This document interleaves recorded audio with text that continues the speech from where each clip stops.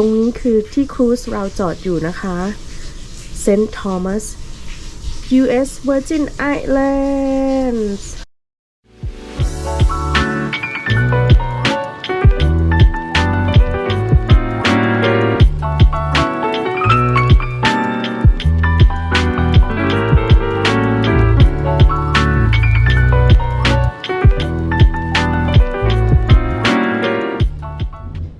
Good morning ทุกคนอย่าเพิ่งเบื่อกันนะคะตอนนี้เราอยู่ที่ St. Thomas U.S. Virgin Island นะคะเดี๋ยวไปดูกันว่าวันนี้เราจะไปทำกิจกรรมอะไรที่ไหนยังไงบ้างนะคะตามมาค่ะทุกคนถึงแล้ว Skyride Paradise Place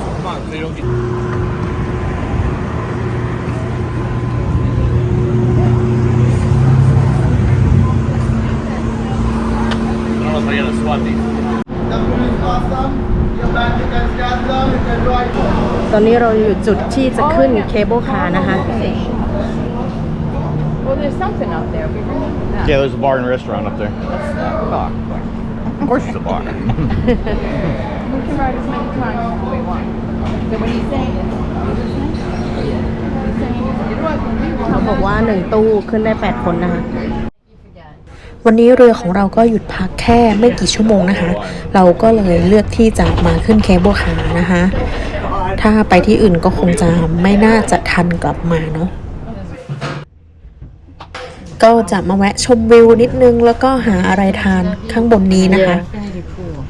Not a bad ride.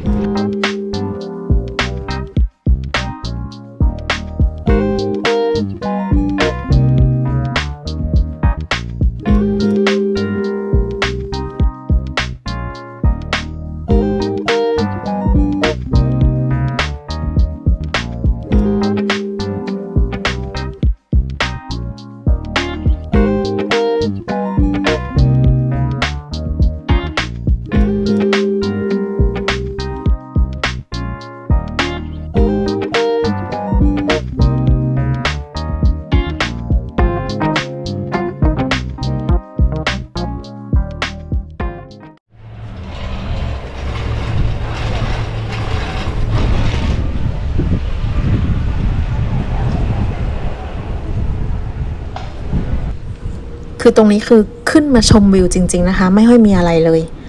เดี๋ยวเราจะไปหาอะไรทานแล้วก็เดี๋ยวก็จะกลับลงไปเดินเล่นข้างล่างนะคะไปดูย่านช้อปปิ้งกันเนาะตามมาเลยจ้า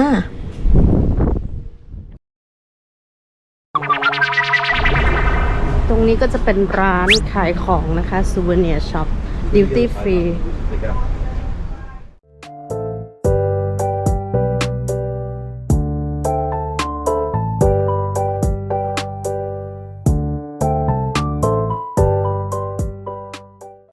Look at this one. มาร้านขายของนะคะ ขายของฝาก มีใครอยากได้บ้างของฝาก โอ้ตายแล้ว อะไรจะขนาดนี้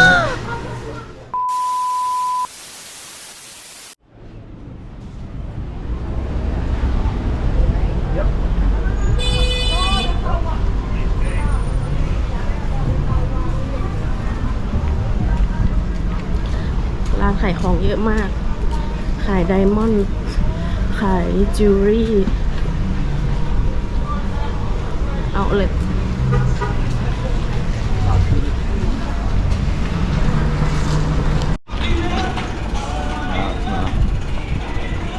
I'm gonna trip them.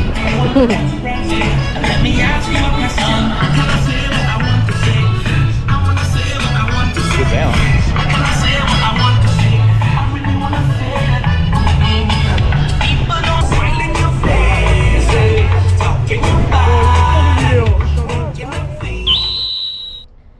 สำหรับวันนี้ก็เป็นทริปสั้นๆนะคะที่ U.S. Virgin Island ขอบคุณที่ติดตามกันนะคะอย่าลืมกดไลค์กดแชร์กด Subscribe นะคะทุกคนบ๊ายบาย